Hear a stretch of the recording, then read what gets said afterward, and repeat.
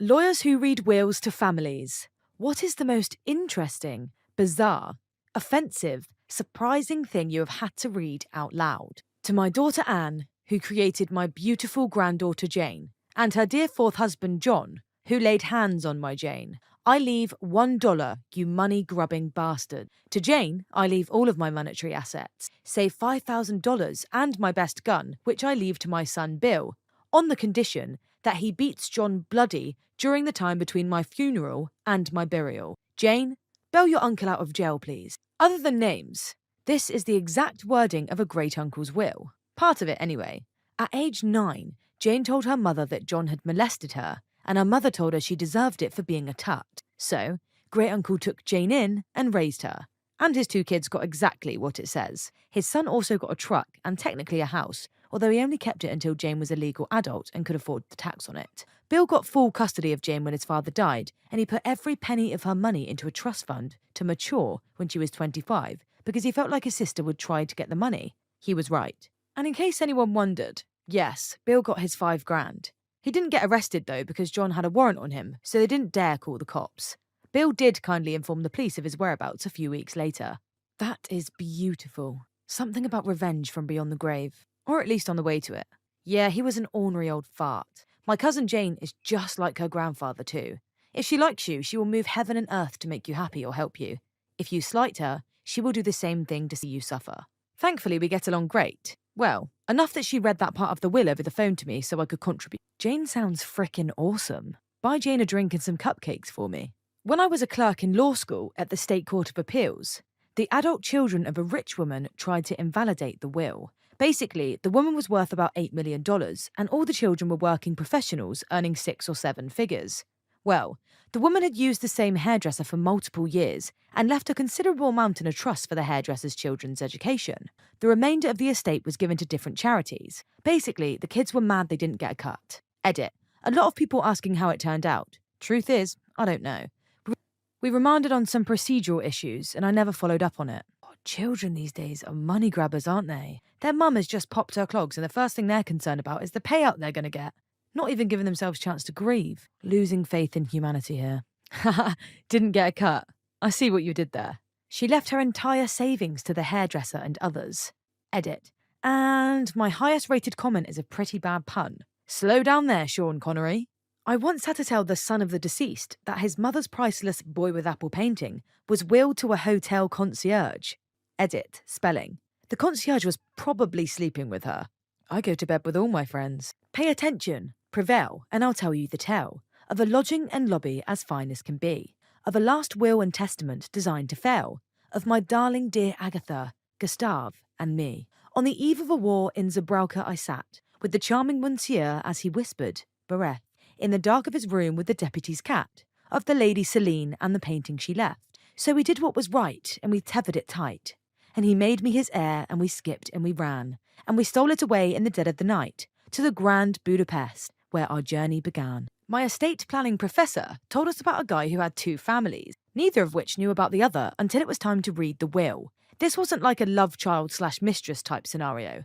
Both were nuclear multi-kid families. Both families showed up for what had to be one of the most awkward will readings in history. I don't really know how he pulled it off, other than that he was away on business, frequently. I don't know how it happens either, but it must be more frequent than expected. Before I got married, my wife mentioned that she had an uncle with 2 families that found out about each other after her uncle passed. Fast forward 8 years, we decided to go on a holiday to the UK and meet up with her family on one of the days. The next day, another set of cousins come by and I made the social gaffe of assuming they were the family of a different uncle. Nope, this was the second family. To be fair, I don't think you prepare for these kinds of situations. I presume there's a liquor store within 20 miles of most will readings. In my trusts and estates class in law school, we read a case about a man who left everything to his wife, but only if she got his body stuffed and left it on the living room couch forever. Luckily for her, the court invalidated that part of the husband's will. Part of the reasoning was that it would make it impossible for her to date/remarry if she had her husband's creepy dead body glaring at anyone who came to see her. I'm going to have my husband do this when I die, except I want to be done up more like one of those standing stuffed polar bears you see, clawing and snarling. Okay, I really don't understand this concept at all. Like, in my opinion, that is the worst way to remember, your significant other or a family member by having them stuffed, staring at you dead in the eye in your living room or your bedroom or wherever. It's an absolute no from me. That is so creepy. Call Chuck Tester first. Now that's a meme we haven't seen in a while. We had a client itemise his rock collection in his will, including directions that certain rocks be deposited in certain rivers across Canada. Edit. Apparently I need to start watching this Breaking Bad show. They're minerals. Jesus Christ, Mary. I hope he was a geology prof and did it just to duck with his future grad students working on their thesis. Edit. Grammar. I like rocks, not English. I know. No lawyer here, but I had to share. A woman came in after her mother's funeral with some correspondence from the company I work for. Insurance. She was worried there was a bill she needed to pay and was coming to tell us her mum had died. She just looked so tired, and we got to talking while I looked up the policy to close it out. She shared that in the last few years, her mum had slipped into dementia and she single-handedly took care of her. How she missed her but was just run ragged and she hadn't taken a vacation in forever. I realised what she had was not a health policy. It was a life insurance policy naming the daughter as the beneficiary for about $50,000. I told her and she just started crying. It made me cry and I got up and hugged her and sort of just held her while she cried. She pulled away and said, "I have no idea what she left that for. Everything's been paid for." I said, "This might be her telling you to go on that vacation and relax." It was so touching and she had no idea that that policy existed. Edit. Thanks for the gold. I was expecting something opposite of this happening. Thanks for sharing. This made my evening. I used to work for an accountant and we used to make wills as well. An old man, probably around 70, left all his money to his mistress, while his wife only got the goldfish. I had to tell him that if his wife contested it, she would most definitely win. He said he didn't care. If there's a lawyer on this forum, can you please answer some of these questions? We did a little section on law while doing my accounting degree, and to my knowledge, the wife has a high chance of winning the case. Example, if all he had was furniture in the house and the house itself, then the wife would get it all regardless of what the will said. Just to clear up confusion, I'm from Australia, not USA. I thought it was in there, but it wasn't. Goldfish. The estate that smiles back. Until you bite their heads off. Well, at least he left his wife all the gold. Lawyer here. I once amended a will for a doctor in which he disinherited his son by removing everything he had intended to bequeath and replacing it with a manure spreader. I didn't ask any questions because changing a will is an easy thing to do. But one day, that doctor will die and his son will have essentially be told to eat shit. We had a client who was a widowed farmer who owned several heavy equipments, Caterpillar trucks, etc. He had 2 sons who were already working with him at the farm, and a daughter who was working in the city. He willed the heavy equipment to the daughter. When asked why, since these equipments were essential to the farm, he said that the farm was to go to his kids equally, but his girl needed to know he always wanted her to join their venture and dispel her notions of alienation because she was a girl. Okay, I like this one. I think the father's trying to prove a great point here. You know, the fact that farming and being around big, heavy, bulky equipment is not meant for women, or a woman shouldn't work there. But really, it's just as much a woman's activity as it is a man's activity. So, yeah, I'm striving for the stress on equality here from the father. So, yeah, absolutely love this one. He's also trying to show her that, you know, even though she didn't join the venture by working on the farm, she should have felt comfortable to, and he would have accepted it, kind of thing. Yeah, brilliant. This is one of my favourite ones, actually. On to the next. When my grandfather, an independent miner, passed, he left all his equipment to myself, brother, uncle, and father. The land that the mine was on was left to my sister, my aunts, and my cousin. The reasoning is that the company built us, and we were all in it together. We spread his ashes at the mine when he passed and left the little copper canteen of his under an old pine tree near the mine. Sometimes I take my lunch break and sit next to the canteen and talk to him. I miss you, Pop-Up. Sorry, that got kind of emotional and sappy. Wow, this kind of blew up. Thanks for listening to me, boys and girls. Thanks for a gold. Guess I'm a gold and a coal miner now. This is weird and sweet. Every girl needs a Yamaha Tri-Moto from early cycle centres. Not me, but my friend's father's father died, and he said when the guy reviewed the will with his lawyer and his sister, it said to give 100% of the assets to his sister. He said he had no idea why his father did that. He wasn't on bad terms or anything. It was shocking to him. The sister didn't share anything with him either, and they were on pretty good terms before that. So many good family relationships break completely because of these things. It's so sad to see how important materialistic value is to some people and how it can overpower years and years of emotional ties. Obviously, it can create high frictions, but the sheer selfishness of some people after a loved one's death astonishes. My mother doesn't talk to her brother anymore because of this. Towards the end of my grandmother's life, she started to develop dementia. My uncle took advantage of this and brought her to an estate attorney to change her will. All of her assets were left to him. I didn't even care about getting money. I just wanted the family recipes that she may have written down. He wouldn't even give me that. Last I heard through the grapevine from relatives, he got married and got a new job. I don't want to wish any ill on him, but it's hard to not feel bitter when he's enough of a stick to not even give his only niece/goddaughter recipes he won't even use. What on earth is wrong with some people, guys? Like, what on earth? That's your own sister. You can't even give her a poor recipe for her daughter. Come on, where's the humanity? You can have some of my family recipes. It's not the same, but if you like Italian food and cake, edit. Okay, you guys want recipes. I've got them. Give me a few days to type everything up, and I'll post them. I'm also going to call my grandma and see if she's got anything good hidden away. Double edit. Gold! Wow, thanks! I've got 2 done already, but it's time to cook dinner now. Third edit. Okay, so basically, this is fun. And I made a sub people so we can all do this, since people have been saying they want to share too. My first post is up over on family recipes now. Lol, sorry guys, I just realised I sounded like an advert then. My first post is up over on family recipes now. Oh dear, my first, not me but a friend post. Someone had left an entire golf course that he owned and managed in secret to his son. They were avid golfers but always went to another course. I still don't know why someone would lie about owning a golf course.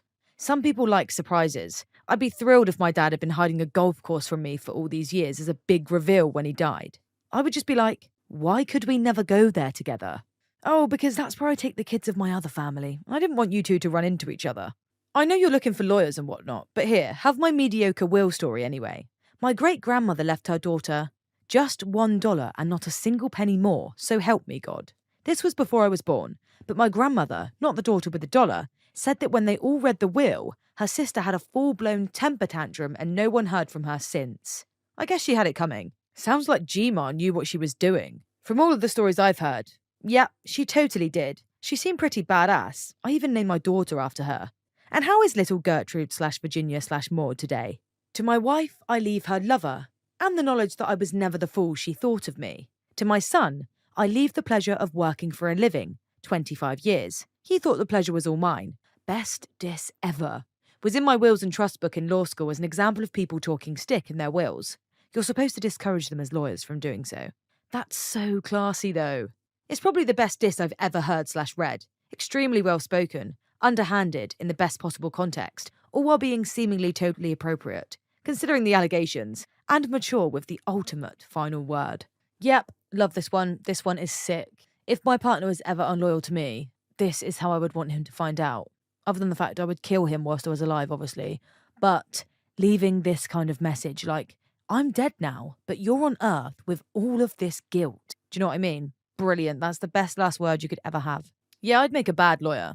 As your lawyer, I'd advise that that burn was totally... It's very rare to read a will out loud. That's mostly in the movies. Normally, I just make extra copies and pass them out to whoever in the family wants to read it. Edit 1. Though the most unusual thing in a will I saw was man leaving a good chunk of money for his mistress that the wife knew nothing about.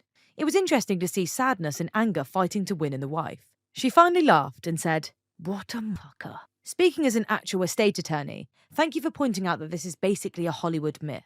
If I had $1 for the number of people who call me wanting to sue because there was never a reading of the will, it went something like this. Frank, if your fat monkey heart is still beating, then congratulations. I want you to know that I hereby leave all of your money to Bruce Mathis, the real father of my children, a handsome man with a beautiful soul and a nicer penis. For my darling son Dennis, I give you my house on the sole condition that Frank is not allowed in. Deandra, you get nothing. The real father turned out to be a bit of a freak. A friend of mine was adopted at birth. When her mum died, the will gave half the estate to her 2 natural daughters. My friend got nothing. What the F? That was vindictive beyond belief. It's like saying, yeah, I raised you, but you were never truly my child. Yeah, friend didn't really understand it. She was so hurt. Her mother never talked to her any differently than her sister. Never told people she was adopted or anything. So it was a punch to the gut for her.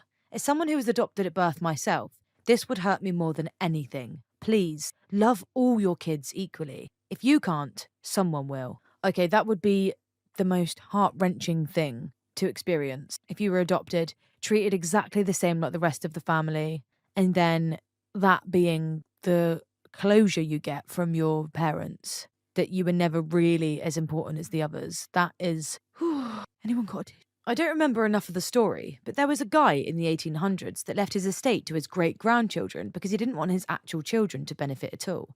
I think they only recently received the money. Edit. Also, I don't think any actual lawyers can answer this because if it was bizarre enough to be noteworthy, they'd be giving up attorney-client privilege. Boom. Here you go. I delivered the newspaper to John Lansell from the article. He actually went by Jack, but whatever. He had money of his own. He had a rather large piece of land in the middle of town, surrounded by schools and neighbourhoods. He donated pieces of his land to the private school that backed up to his property.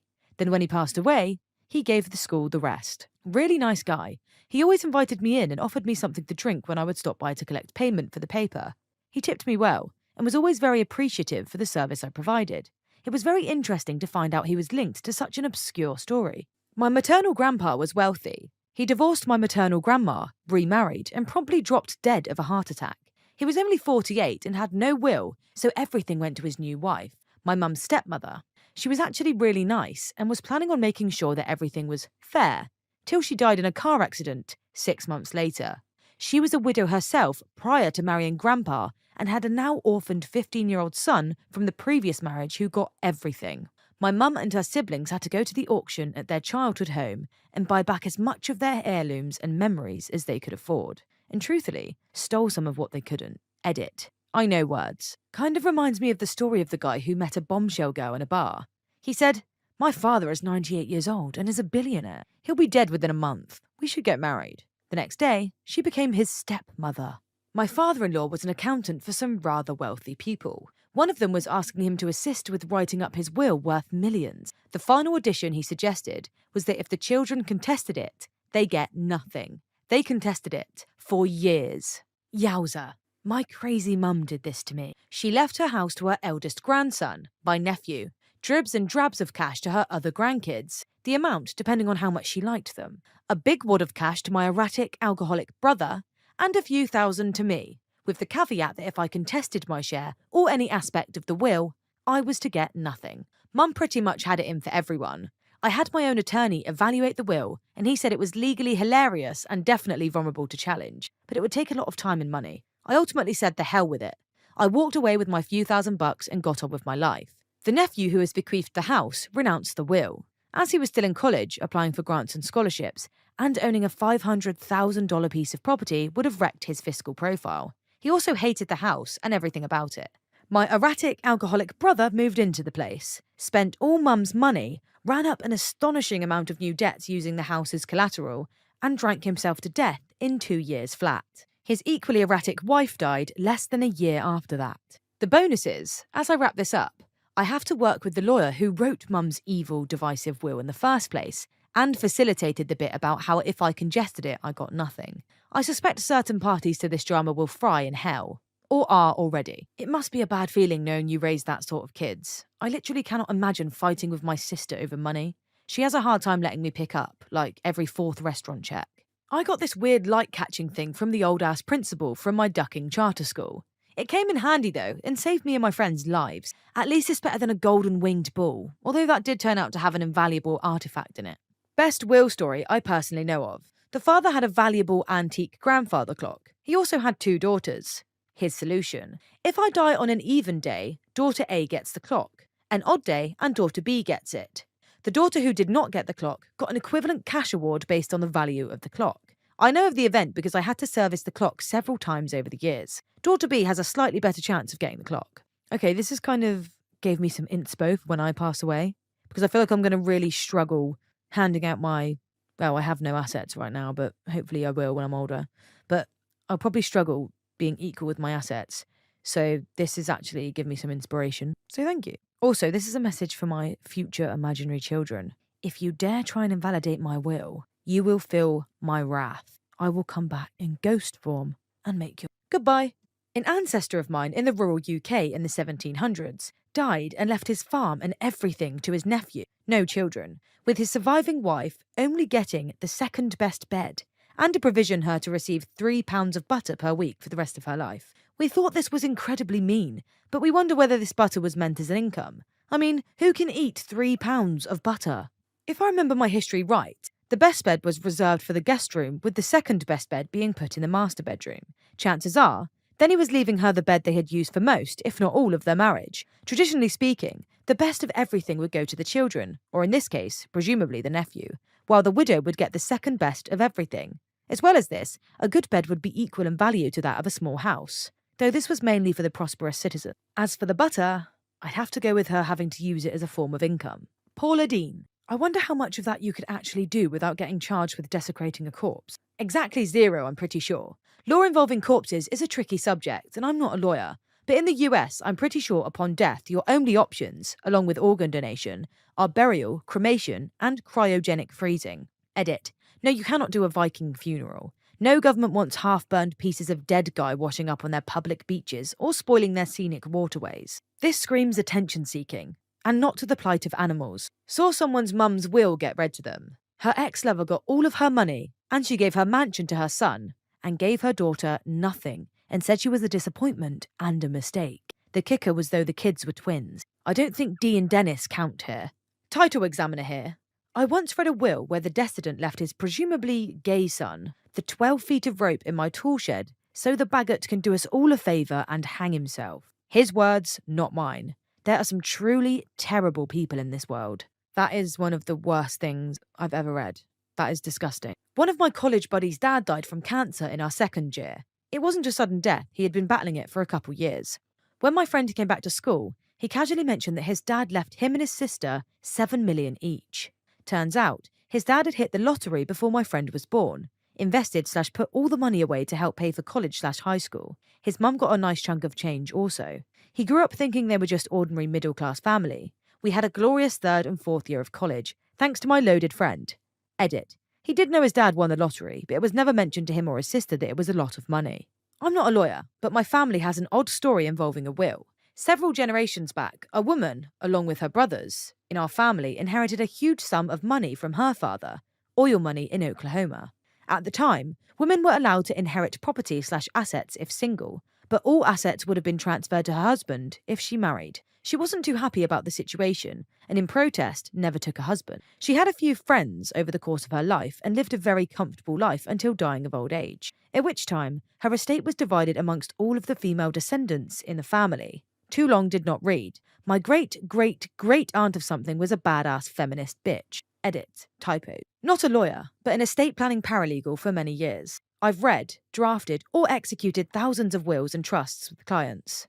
My first nitpicky comment is that the common belief that lawyers actually assemble the whole family and hold a reading of the will is entirely a construct of TV. You would never sit there and just read a will to people. It's mostly a bunch of legalese about bonds and payment of taxes and the powers of the executor. Only a very small portion of the will actually pertains to distributions, and in many cases it's just a paragraph stating that everything goes to the spouse if living, otherwise equally to the kids, or to the trust which then says it all goes to spouse then kids. Believe it or not, they're usually pretty mundane.